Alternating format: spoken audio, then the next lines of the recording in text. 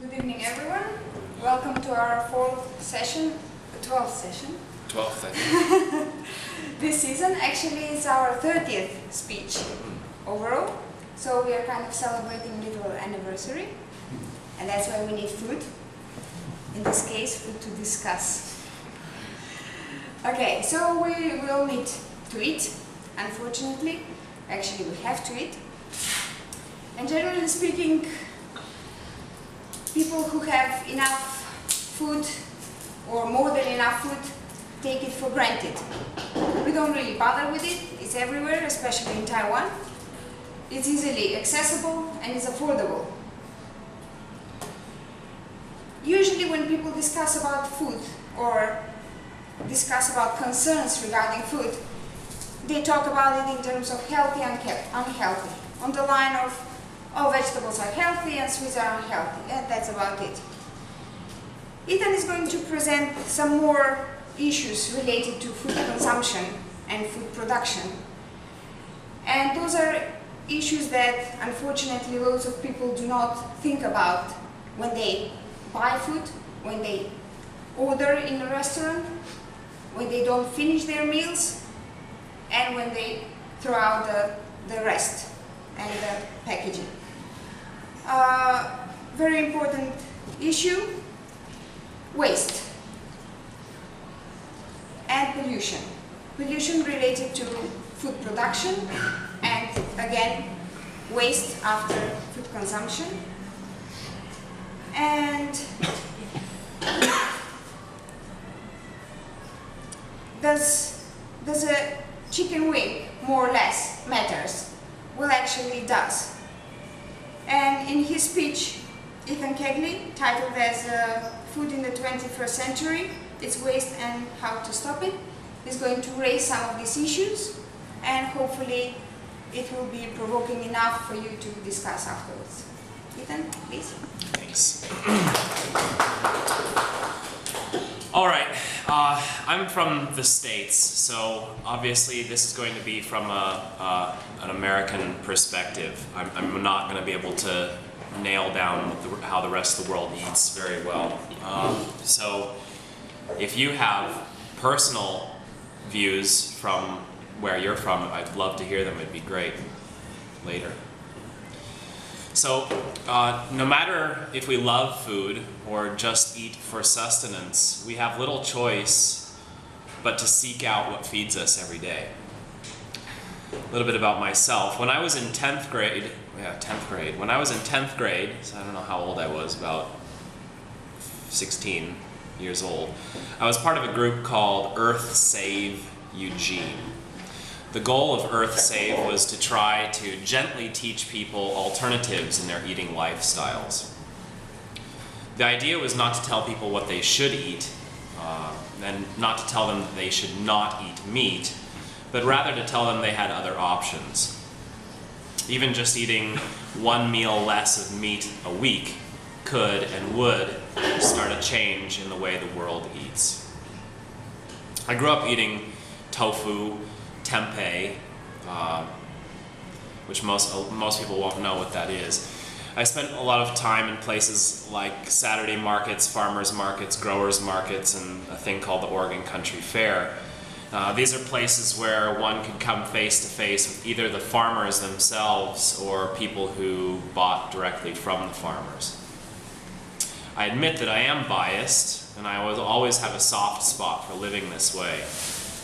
But I've read enough to know that the world does not live in an afterglow of the late 1960s.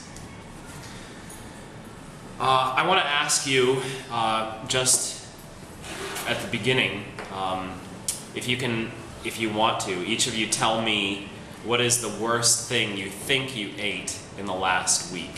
Can anyone tell me what the worst thing you think you ate in the last week is? I want to get at least a few, so I need a few of you to tell me. You mean worst in terms of environment or in terms of health? Up to you. Up to you. I'm not going to define it. I mean, if you ate a broken glass, that's one kind of bad, but you know, or if you feel like a hot dog is bad, I just want to Just want to hear from you. Anybody, please? At least a couple. Deep fried. Something deep fried, okay. Yeah, chicken, barbecue chicken burger with cheese Okay. and ketchup and barbecue sauce. Where did you get that from? It sounds good. The French fries at the diner. At the diner. So a diner barbecue chicken sandwich. Sounds great. More? Shansuji. Okay. Some more deep fried chicken.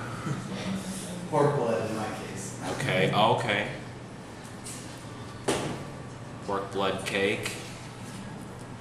Okay. Any more? Yeah. Sometimes when students have a birthday, they hand out to all the staff these cookies that are sort of crackery cookies that Okay. are kind of sweet and kind of salty, and they're really bad for you. Okay. But they give them to you and I'm hungry, so I eat them. Cookie cracker snacks. And I normally wouldn't eat those. Okay. Yeah, I had a terrible bien done yesterday. What was terrible about it? It was chicken. That was the terrible part. Yeah, I don't like chicken. Why did you eat it? So it could have been worse. You don't like fish either, so that could have been even worse. Yeah. Any more? Nothing. These things are not that don't seem that bad. What did you eat, Peter? Oh, I had plenty of terrible stuff. I'll put mine on there. I had let's see, a breakfast sandwich from 7-Eleven. Oh. I consider personally probably a lot of the things that come from 7-Eleven are as bad as I would eat. All right. What are you eating there? Well, that looks good. More poison. All right. Full with vegetables. So this I'm going to get back to this later, and I just want to just think about how each of us, sometimes we choose what we think is really good food, and sometimes we don't choose what we think is really good food. But I want to talk about the waste that's built into our food production system. Before I really get into this, I want to mention that Taiwan has a wonderful system of food scrap collection. As far as I know, those food scraps go to feeding pigs, which is great for the people who eat pork or pork products in Taiwan, because Taiwan has some great, delicious pig meat. But a lot of us are vegetarians, so that doesn't really matter for the vegetarians or people who don't eat pork. Anyone who has worked in a restaurant knows, and so this is really not from a Taiwanese perspective, because in Taiwan there is definitely a lot less food waste. That food waste goes to feeding pigs. But anyone who has worked in a restaurant knows there is waste built into the modern food system. The food that is not used is almost always thrown away. The amount of food that is thrown away in the United States could easily feed all of the children who go hungry every day, if not only in the United States, then in the entire world. The restaurants are just the tip of the proverbial iceberg. There is waste in every step of the process, all the way to the farmer. This gets into subsidy, chemical pesticides, herbicides, fungicides, and the untallied costs of transport, which we'll talk about later. You might ask me, what does that matter because we live in Taiwan? This is not a problem that is only present in the United States. This is present in most modernized countries. Even if you don't live in those countries, you probably consume products that originate or are processed in those countries. There's a lot more that goes into the imported product that you might pick up at Carrefour or Costco than you might think, or that you might think for very long on. I'm sure if I asked any of you to pick apart any imported food product I mentioned, that you would be able to recognize at least 90% of the problems associated with that product. But let me give an anecdote, not related to food at all. See if you can understand the direction I'm going. A while back I read an article in a magazine. I don't remember if the magazine was Scientific American or Popular Mechanics. But it was talking about, it took one specific American car, a popular American car, and detailed where each part of the car came from and where all the raw materials were sourced. A single car manufactured in the United States, then shipped to Taiwan, say, already had thousands of miles, thousands and thousands of kilometers on it.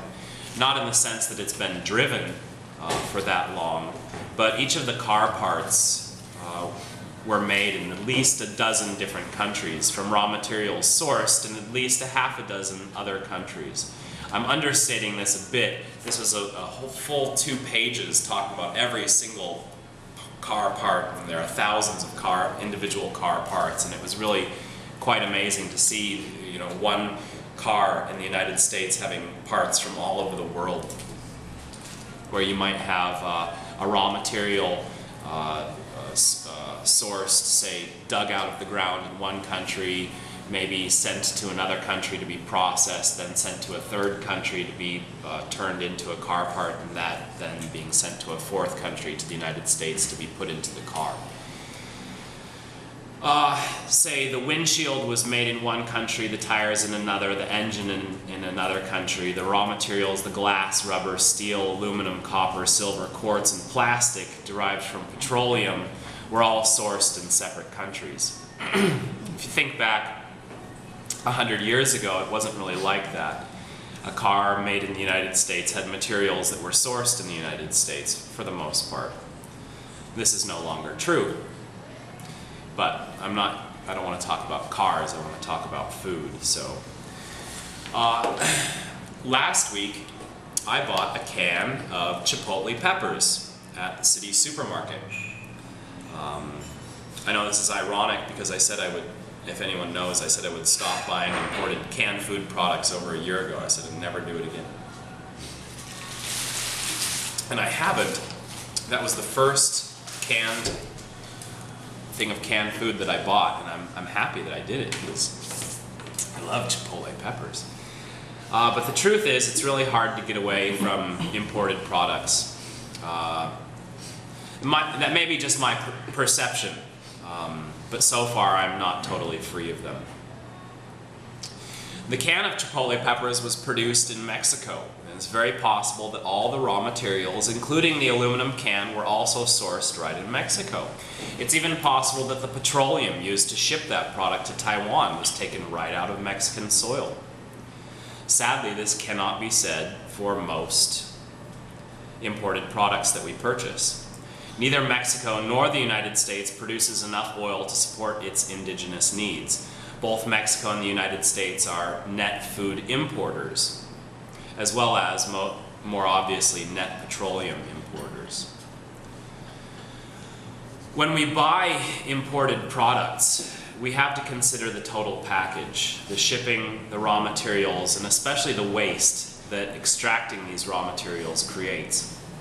It must be understood that every step of the way there are costs and waste that are hidden from us. We must come to terms with the true value of the product, come to terms that the true value of the product is cloaked behind a veil of raw material subsidies, staple food subsidies, and global trade pacts. So this brings me to a little talk about food and raw material subsidies.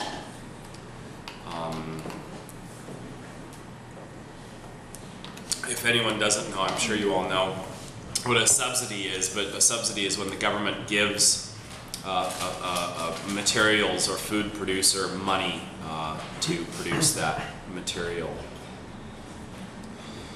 Every country heavily subsidizes the production of something. One country it might be one thing, another country a different thing. It's not all the same stuff in every country, but usually countries heavily subsidize the import of petroleum, at least.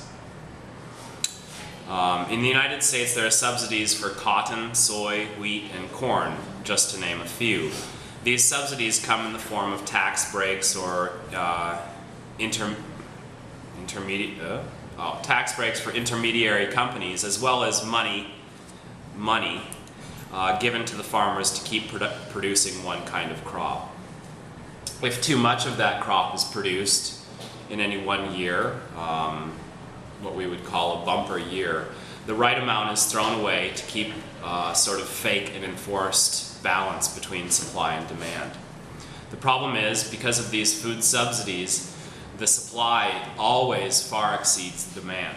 The excess grains are fed to animals, not just pigs, chicken, and cows, but also increasingly to fish as well. The excess corn and soy is turned into 1,000 different food additives and chemicals. The excess wheat is turned into alcohol to be sent around the world. These subsidies are paid for by the people of the United States. This is obviously from an American perspective, directly or indirectly through a myriad of taxes. Who really benefits from this process? Is it the farmer? As I have read, it is most definitely not the farmer. I think we all know who benefits as we see the rich continue to get richer and the small farmers continue to go out of business.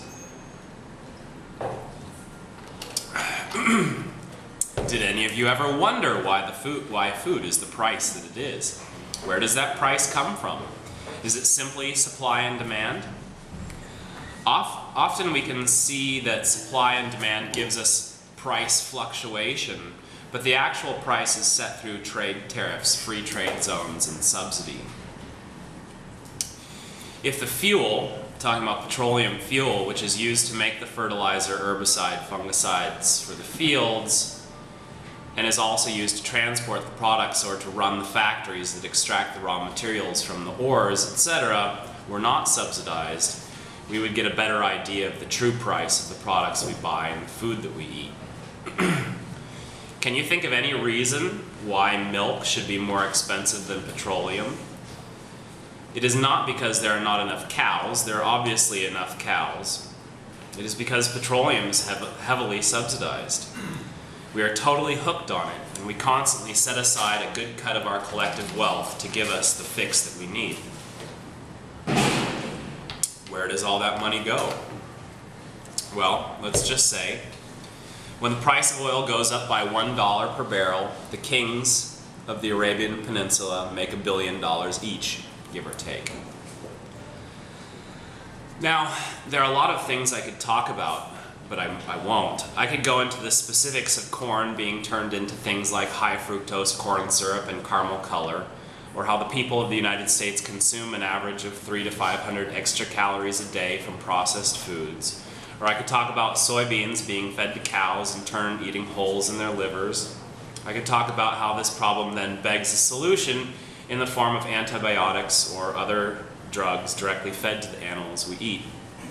I could talk about the amount of pollution runoff from high-capacity factory farms, or monotype 10 to 100,000 acre farms blighted by water shortage and pesticide-resistant bugs. There is a whole other world of problems at these levels, but I have to move on. 100 years ago, I told you I was going to mention the number 100, right? 100 years ago, our great-grandmother, your great-grandmother, any of our great-grandmothers, I guess, would go to the local market every morning to buy everything, could be grandfather too, he or she needed to cook for the family. He or she might have some dried beans, say rice, nuts, sugar, coffee, salt, and flour at home. But he or she probably also had some things packed away in jars, such as pickled vegetables. But he or she most definitely did not have what we consider normal today. In fact, he or she would probably not recognize most of the things that we have in our refrigerators or freezers. Maybe by name, maybe, but not by looks. As well as our myriad of canned foods. Though they did have tinned food back then, it was much more rare. Over the last 100 years, compounded by multiple factors, our ways of eating have changed. Now I'm saying our, and obviously that I'm not defining that, but I could just say I haven't been around for 100 years, but say my family, my specific family. The food I grew up with is not the same food my mother or father grew up with, and the food I eat now is different from the food I ate when I was young. Mostly because I did eat good food when I was young, and I do eat some bad food now. I kind of grew up with 7-Eleven. I don't know about the rest of you, but I kind of grew up with it. On the other hand, there are still places in the world where there are intact food traditions, and this is a great thing. But in the big cities, all bets are off. We don't just live in a single food culture here in Taipei. There is indigenous food in Taiwan that is very healthy and tasty, and I'll talk about that later. Sadly, what we have in modern cities is a lot of processed foods, 7-Elevens, etc. The current chemical scare should tell us something about the direction we have gone with our food. Okay, this is almost the end of my speech. Just run right through it. So, now I'm going to talk very slowly. One thing I want to talk about for a minute are the hidden costs in our food system. The ones we don't really think about very much or ever. I'm going to try to have you use your imagination in this way that I'm going to explain it. Imagine you're a coal miner, and the coal you mine is used in the aluminum smelter. I may not be getting my facts exactly right with it. I don't know if they heat the aluminum with coal, but I can only imagine. So imagine you're a coal miner, and the coal you mine is used in an aluminum smelter. Now imagine you're an aluminum miner, and the aluminum you mine will go into that smelter. So we've got three different jobs. You've got a coal miner, aluminum miner, and an aluminum smelter.